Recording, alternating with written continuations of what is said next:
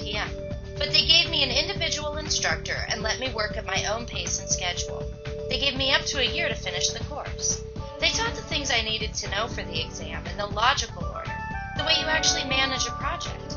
They didn't want me to memorize an encyclopedia of facts.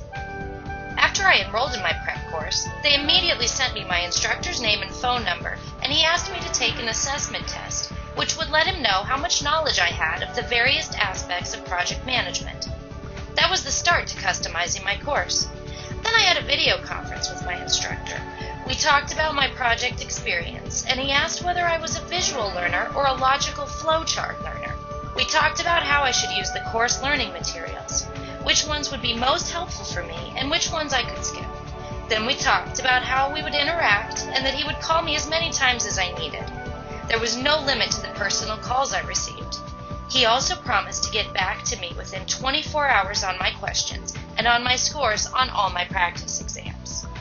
I would learn through experiential learning coupled with individual instruction.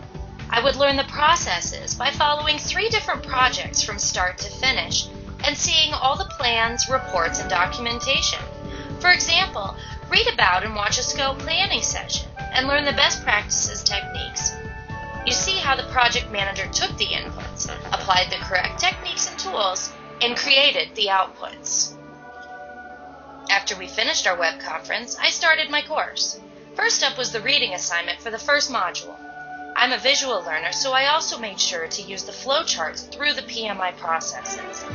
After finishing the reading, I had a couple of questions on the sequence of the PMI processes, so I emailed my instructor and asked him to give me a call the next day. After we talked, I went online to watch my lecture videos. They're available 24/7, so I was able to watch half before dinner and then finish up with the lectures the next morning. First, and then we plan our requirements and management, and then we manage the stakeholder engagement and we control the stakeholder engagement. That's the sequence of steps in stakeholder management. I also watch videos of project managers working through each of the PMI processes. That really helped me nail down the PMI sequence and what happens when. When I wanted more information, I could drill down on the concepts covered in the lecture. The course website has a search function, so I could look up additional information on any PMI terms I wanted to study more thoroughly. After that, I took my first practice exam. My instructor sent me feedback on each practice exam I took within 24 hours.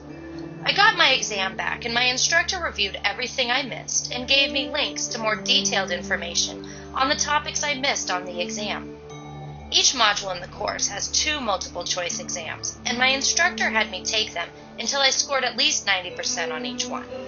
There were also super scenario essays for each module, where I wrote out answers to questions. After those 3 exams, my instructor and I could tell whether or not I really got it. I went through the rest of the modules just this way, and my instructor always insisted that I get a 90 on each exam before we moved on, because that was the way he was certain I would pass the PMI exam the first time. I had a couple of modules where I had to do some additional work, and when we got about halfway through, he helped me with my application to PMI. When I finished the course, I submitted my application to PMI, and I did a special review while I was waiting to hear back from them. When I had scheduled my exam date, my instructor and I began a special 4-day comprehensive review, which was part of my course and was all the review I needed. I had a different exercise every day. They took about 3 hours, and my instructor talked to me a couple of times, including a call on the night before my exam, where he gave me some test-taking tips and helped me relax a little bit. The next day I took the exam. It was tough, but I passed on my first try, and now I'm a CAPM.